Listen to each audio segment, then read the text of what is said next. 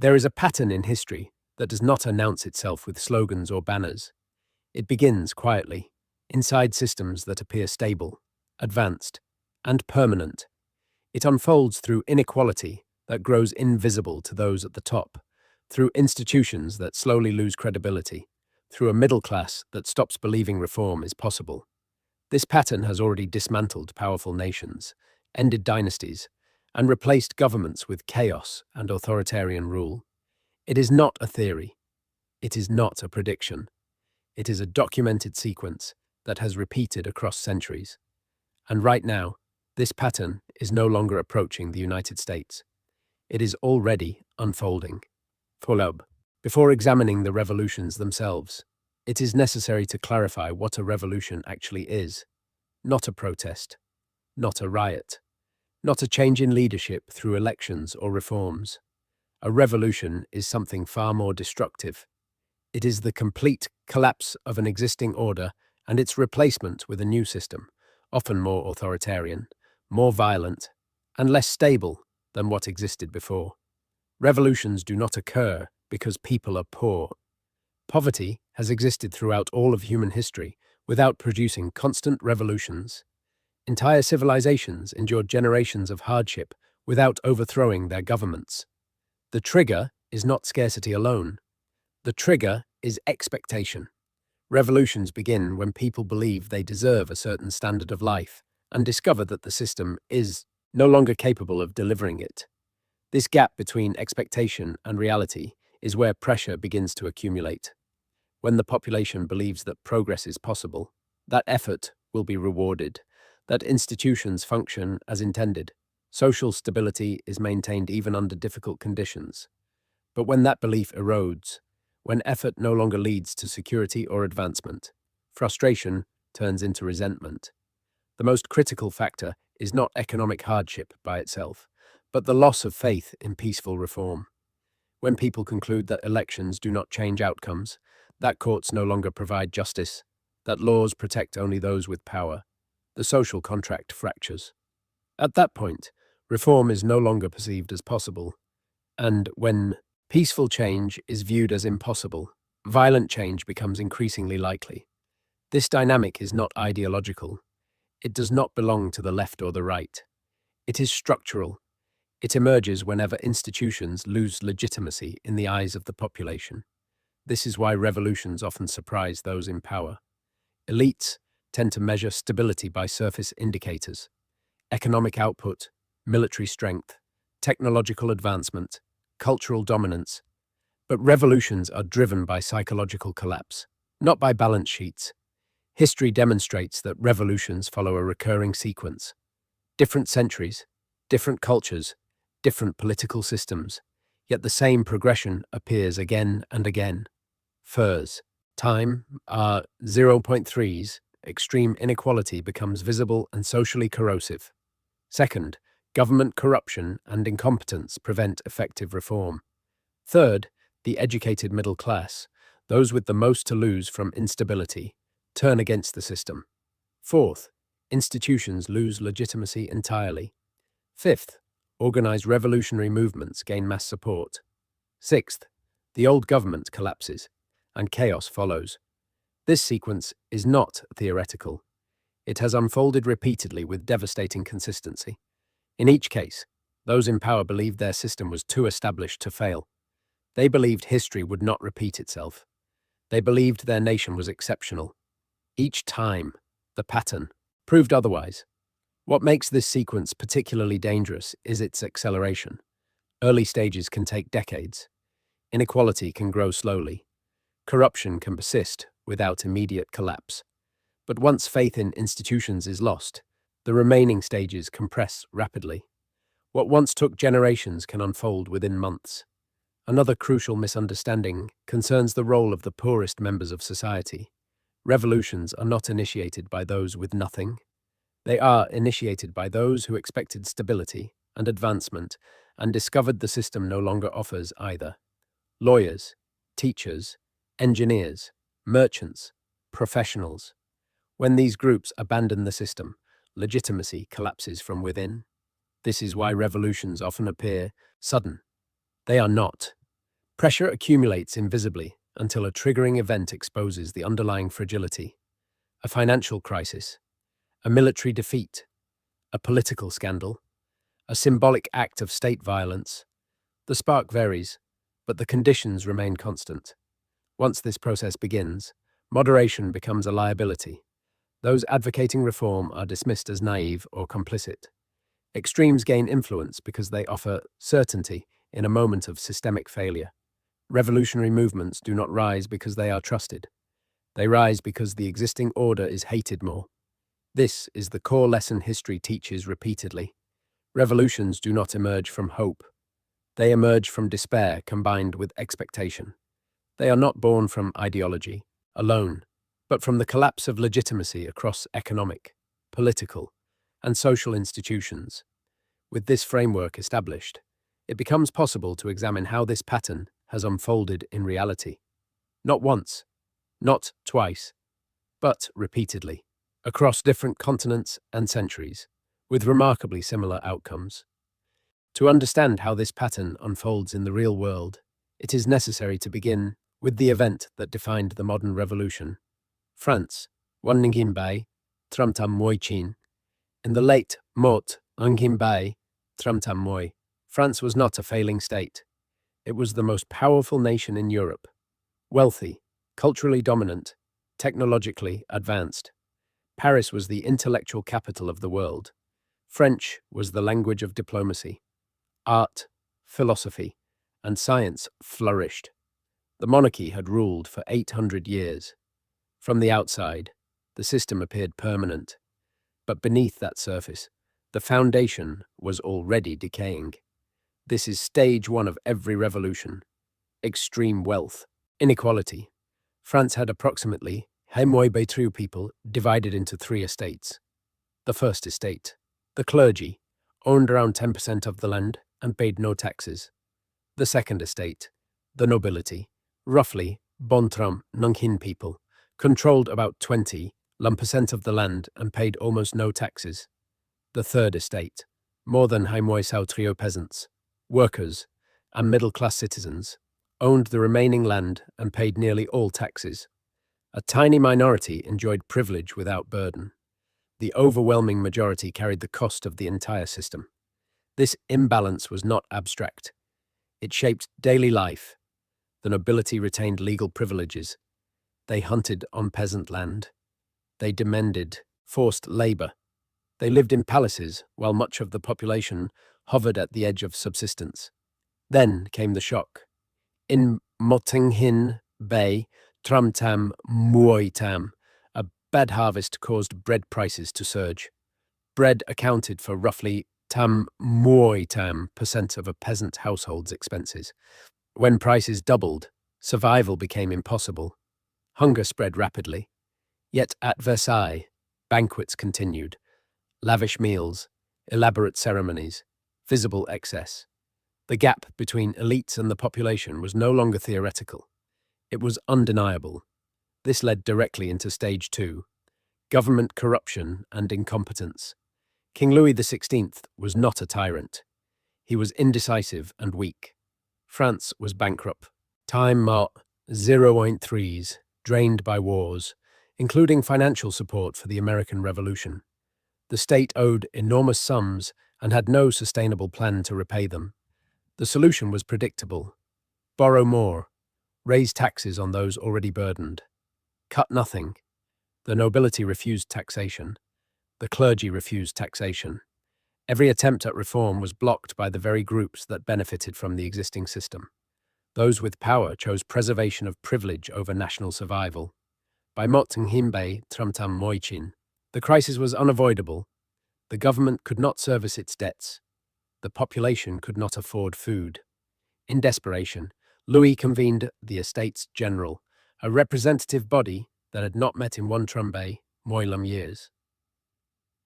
The intent was to legitimize new taxes. Instead, it exposed the system's illegitimacy. This triggered stage three, the destruction and radicalization of the middle class. The third estate was not only peasants. It included lawyers, merchants, professionals, and educated citizens. They demanded equal representation, one vote per person, not one vote per estate. The existing structure guaranteed the clergy and nobility a permanent advantage. The king refused. On June Moy Bay, Motnghin Bay, Tramtam Moy Chin. The Third Estate declared itself the National Assembly. They swore not to disband until France had a constitution. This moment mattered more than riots or protests. When the educated classes declared the government illegitimate, the system lost its internal defenders. On July, Mouabon, Parisians stormed the Bastille, a symbol of royal authority. Guards were killed. Heads were displayed publicly. Authority collapsed in the streets. This marked stage 4, loss of faith in institutions. The monarchy, the church, and the courts no longer commanded obedience. Legitimacy dissolved. The National Assembly attempted reform. Feudalism was abolished. Church lands were seized. Rights were declared. But the economic crisis continued. Food shortages persisted. Expectations rose faster than reality could deliver. Moderates lost credibility. This opened the door to stage 5. Time. 0.5s, Esoberist, revolutionary movements gaining mass support. Radical factions, particularly the Jacobins led by Robespierre, demanded extreme measures. They called for the execution of the king, total redistribution of wealth, and the elimination of all enemies of the revolution. Public anger fueled their rise. The failure of moderation empowered extremism. On January, Hai Moi Mot, Motnghinbay Tramchin Moiba, King Louis was publicly executed. His wife followed months later. With the monarchy destroyed, stage 6 arrived. The old government was gone. Chaos followed. From Motnghinbay Tramchin Moiba to Motnghinbay Tramchin Moibon, the reign of terror consumed the country. Approximately Bon Moinghin, people were executed. Nobles, priests, political opponents, even former revolutionaries. Accusation replaced evidence. Survival depended on loyalty, not innocence. Revolutions devour their own architects. Robespierre was eventually executed by the same machinery he created. By Mot Nghinbay Tramchin Muoichin, France was exhausted. A decade of chaos ended not with democracy, but with a coup. Napoleon seized power and crowned himself emperor. The revolution that began with liberty and equality concluded with military dictatorship and continental war. This is the lesson of France. Extreme inequality combined with institutional failure does not produce reform. It produces collapse. And collapse rarely delivers the freedom it promises. Time, de Waz, 128 years later, the same sequence unfolded again. Different country, different ideology, identical pattern. Russia, 1917. By the early 20th century, Russia was a vast empire stretching from Eastern Europe to the Pacific. Approximately 180 million people lived under the rule of Tsar Nicholas II. The Romanov dynasty had governed for 300 years. On paper, the empire appeared immense and enduring. In reality, it was brittle. Stage 1 was already firmly in place. Extreme wealth inequality. The Tsar and the nobility owned nearly everything. The peasants, roughly 80% of the population, owned almost nothing. Time, 0.5s, serfdom, had officially ended in 1861, but emancipation brought little freedom.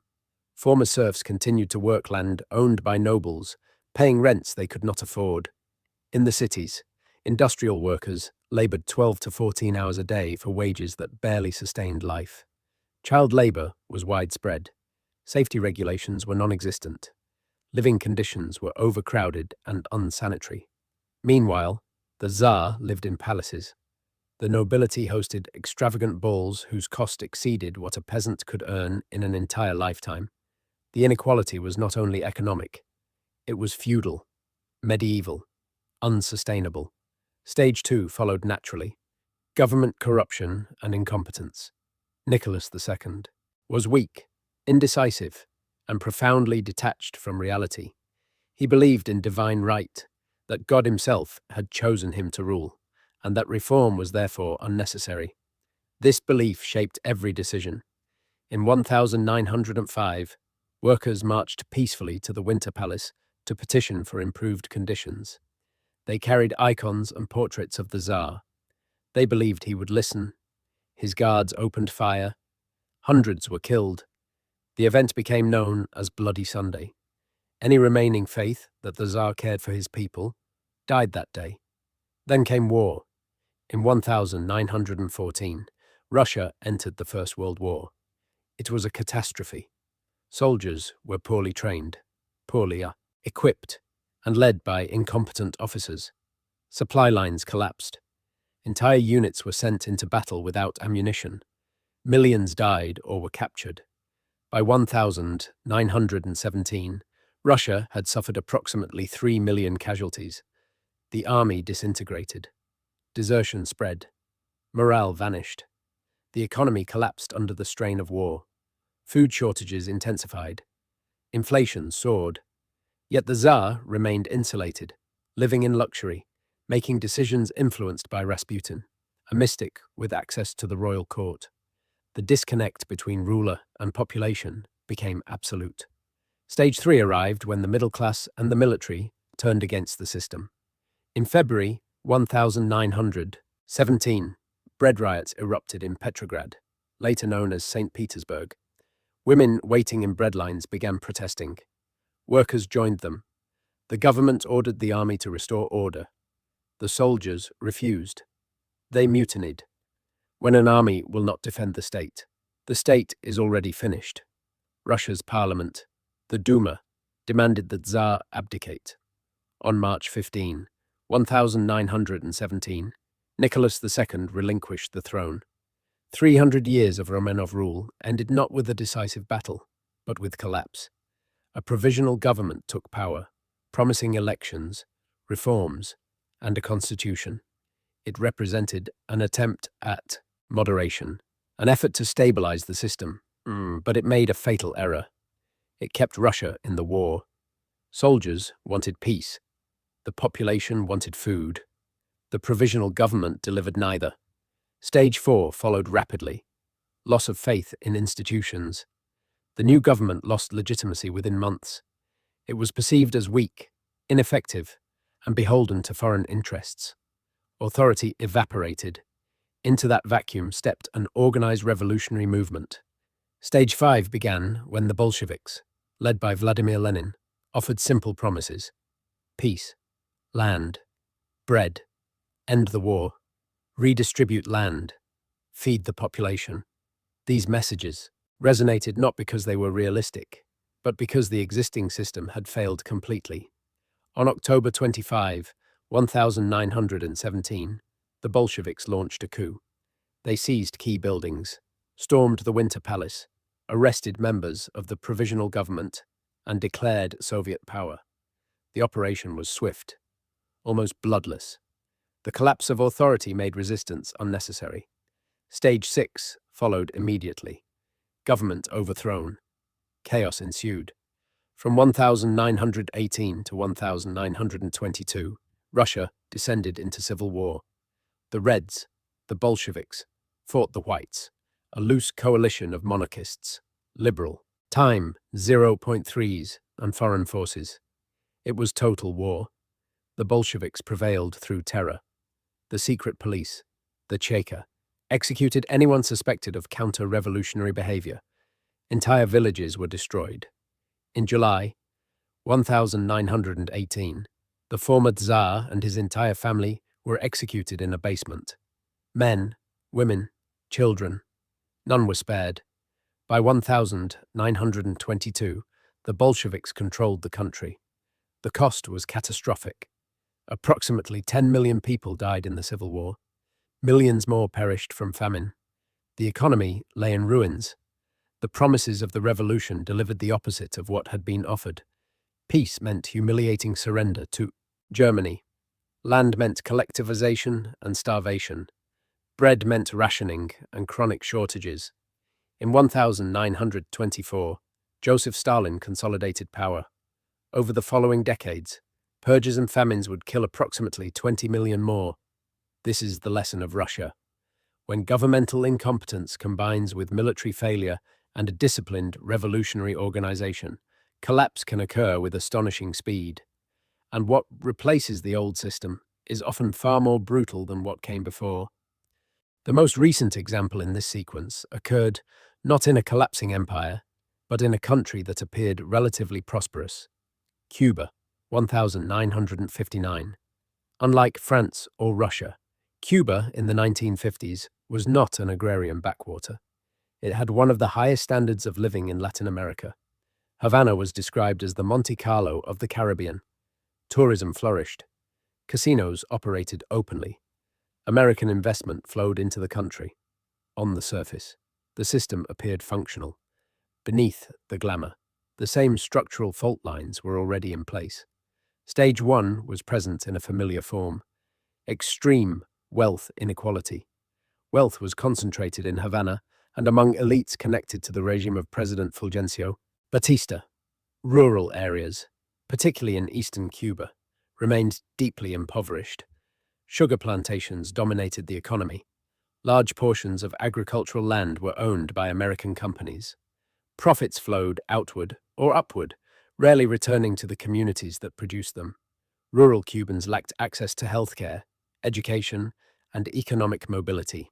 The contrast between Havana's nightclubs and the countryside was stark. Visible, humiliating, inequality was not hidden. It was performed nightly in the capital. Stage 2 followed. Government corruption and incompetence. Batista had seized power in a 1952 coup. Elections were cancelled. Rule by decree replaced constitutional. Governance. Corruption permeated every institution. Police could be bribed. Courts were manipulated. Political opponents were imprisoned, tortured, or killed. American mobsters operated casinos with Batista's protection, paying him a share of the profits. The state existed primarily to enrich Batista and his allies. When dissent emerged, it was met with repression, secret police, disappearances, violence. This brutality generated anger, particularly among young, educated Cubans who understood how thoroughly their country was being looted. Stage 3 emerged as the middle class became radicalized. Fidel Castro was not a peasant's revolutionary. He was a lawyer from a relatively wealthy family. Time, 0.5s, educated, positioned to benefit from the system. Instead, he chose opposition. In 1953, he led an attack on the Moncada barracks. It failed. He was imprisoned. At his trial, Castro delivered a speech that would become famous. History will absolve me. He was released under an amnesty in 1955 and went into exile in Mexico to plan a return. In December 1956, Castro returned to Cuba aboard a boat called Granma with 82 men. Batista's forces ambushed them upon landing. Most were killed. Only around 20 survived, escaping into the Sierra Maestra Mountains. Under most circumstances, the movement would have ended there. It did not. This marked the acceleration of the pattern. Stage 4 arrived as faith in institutions collapsed entirely. Batista's brutality eroded any remaining legitimacy. When villages suspected of aiding, rebels were destroyed. New rebels were created. When students were tortured, their classmates joined the opposition. Castro's movement grew not because of ideology, but because the government was despised. International support also shifted. The United States, which had backed Batista, began distancing itself. When a regime loses its foreign patron, its survival window narrows rapidly. Stage 5 followed as the revolutionary movement gained mass support. By 1958, Castro commanded thousands of fighters. Urban resistance networks operated in major cities. Peasants viewed him as a defender against state violence. Batista's army deteriorated. Soldiers deserted. Officers fled with stolen funds. On January 1, 1959, Batista fled the country with approximately $300 million. Castro entered Havana 1 week later. Victory was complete. Stage 6 arrived as the government was overthrown. Chaos followed. Initially, Castro promised democracy, elections, and a free press. Within months, those promises dissolved. Political opponents were arrested. Trials were conducted. Executions followed. The press was censored. Power consolidated rapidly. Factories, farms, and businesses were nationalized. Resistance was punished with imprisonment or death. Hundreds were executed within the first year. Thousands fled the country.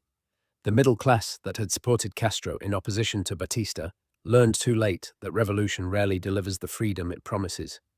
Cuba became a communist dictatorship that endured for 6 decades. Fidel Castro ruled until 2008. His brother Raúl until 2018. The revolution that promised liberation produced poverty, repression, and stagnation. This is the lesson of Cuba. Even in a relatively developed country, corruption and brutality can trigger revolution. And once revolutionaries take power, they often become the very oppressors they claim to oppose. 3 revolutions, 3 countries, 3 different centuries: France, Russia, and Cuba. The contexts were not identical. The ideologies were not the same. The cultures, economies, and political systems differed significantly. And yet, the sequence that destroyed each system was indistinguishable. This is the 6-stage pattern that repeats whenever a government collapses through revolution. Stage 1 is extreme wealth inequality. In every case, wealth became concentrated in a narrow elite, while the majority struggled to survive. In France, the nobility and clergy paid no taxes, while peasants bore the burden. In Russia, the Tsar and aristocracy owned everything, while peasants and workers lived in deprivation. In Cuba, wealth was confined to Havana and elites connected to Batista, while rural populations remained impoverished. The numbers varied, but the effect was the same. Inequality became visible, insulting, and socially corrosive. On its own, inequality is not sufficient to cause revolution. Inequality has existed throughout history. What matters is visibility and perceived injustice. When the gap becomes obvious and unavoidable, resentment begins to accumulate. Stage 2 is government corruption and incompetence. In all 3 cases, the state lost credibility through failure. Louis XVI could not reform and continued borrowing while protecting privilege. Nicholas II governed through delusion and repression while losing a catastrophic war. Batista ruled through corruption and violence while allowing foreign interests to loot the country. When governments exist primarily to protect elites rather than solve problems, authority erodes. Stage 3 is the destruction and radicalization of the middle class. This is the critical turning point. Revolutions are not initiated by the poorest. They are initiated when educated, productive members of society lose faith in the system. Lawyers, merchants, students, professionals. In France, they led the National Assembly. In Russia, intellectuals and soldiers defected. In Cuba, the revolution was led by educated urban figures. When those who benefit most from stability turn against it, legitimacy collapses from within. Stage 4 is the loss of faith in institutions. Elections, courts, police, churches, and parliaments no longer command respect. In France, the Estates General transformed into a revolutionary body. In Russia, soldiers refused to defend the Tsar.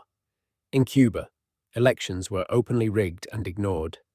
At this stage, reform is no longer believed possible. This is the point of no return. Once institutions lose legitimacy, stage 5 follows quickly. Organized revolutionary movements gain mass support. These groups do not rise because they are trusted. They rise because the existing government is hated. Jacobins. Bolsheviks. The 26th of July movement. They promised justice, punishment of the corrupt, and a better future. People supported them not out of conviction, but out of desperation. Stage 6 is the collapse of the old government. Chaos follows.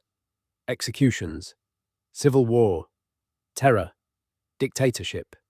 In France, tens of thousands were killed during the terror, followed by military rule.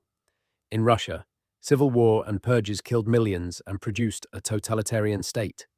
In Cuba, dictatorship replaced corruption, lasting for decades. The pattern within the pattern is always the same. Revolutions do not deliver what they promise. They replace one form of oppression with another, often more severe. The most dangerous aspect of this sequence is its speed. Once stage 4 is reached, early stages can take decades to develop. Inequality grows gradually. Corruption becomes normalized. But once institutions lose legitimacy, the remaining stages compress rapidly. What once took generations can unfold in a few years, sometimes in months. This is why revolutions appear sudden to those in power. They are not sudden. They are ignored. Elites focus on surface stability, economic output, military strength. They fail to recognize psychological collapse. By the time the crisis becomes visible, control is already lost. The pattern does not require ideology. It does not depend on culture. It does not care about history or national identity. It repeats whenever systems fail in the same way, which brings the pattern into the present. With the pattern established, the question is no longer whether it exists. The question is where the United States currently stands within it. According to every historical indicator, the answer is clear.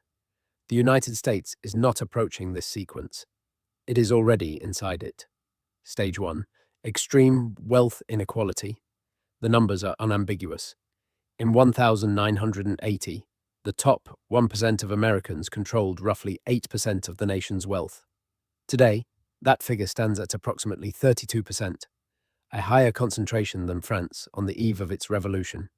The top 0.1%, roughly 130,000 households, now control more wealth than the bottom 90%. Approximately 117 million households. This is not an abstract disparity.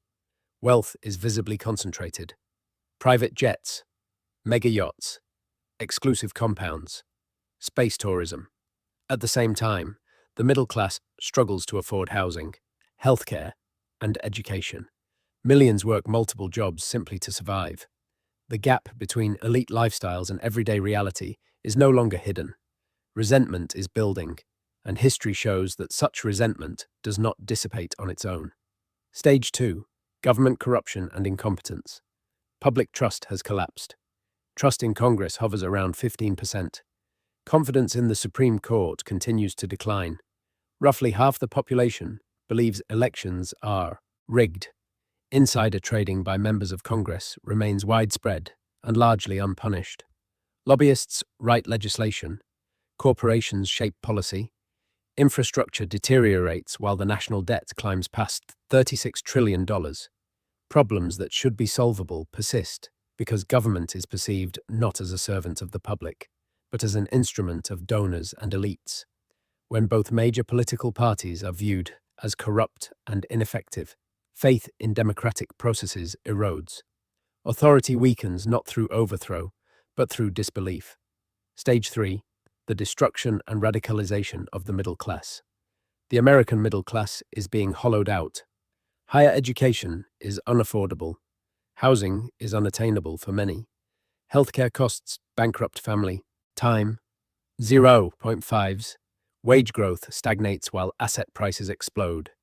Young, educated Americans are unable to achieve the standard of living their parents enjoyed. They graduate burdened by debt. They delay families. They abandon long-term plans. And they grow angry. When lawyers, engineers, teachers, and professionals fail despite following the rules, they search for explanations. They identify enemies, elites, billionaires, institutions. This is the psychological shift that precedes every modern revolution. Stage 4. Loss of faith in institutions. This is where the United States currently stands. Trust in media has collapsed. Trust in police has fractured. Trust in elections is broken. One half of the country believes the election of 2020 was stolen. The other half believes the events of January 6th were an attempted coup. Neither side trusts the other. Neither side views institutions as neutral. Courts are seen as political. Federal agencies are seen as political. Every decision is filtered through partisan identity.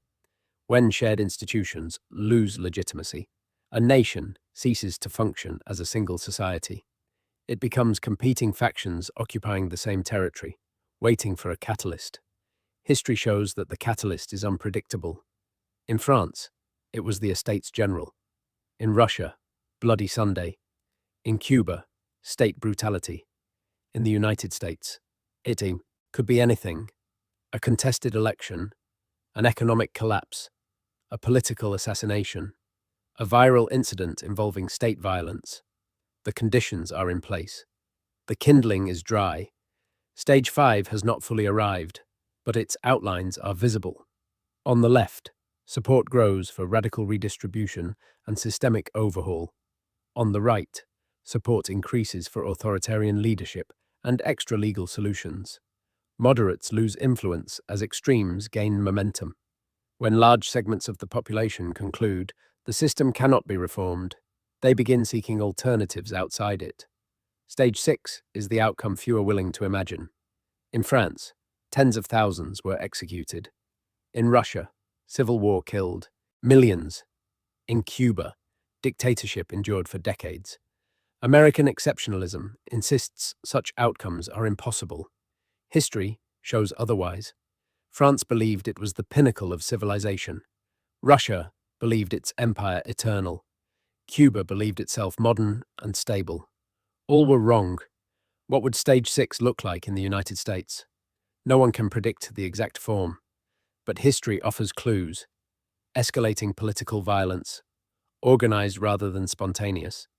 Assassinations, insurgency, fragmentation of military and police loyalties, breakdown of supply chains, food and fuel shortages, economic collapse driven by loss of trust, states refusing federal authority, foreign powers exploiting, chaos. Such instability could last years. Millions could suffer, and whatever emerges on the other side would not resemble the country that existed before. It could be authoritarian, it could be fractured, it could be something worse.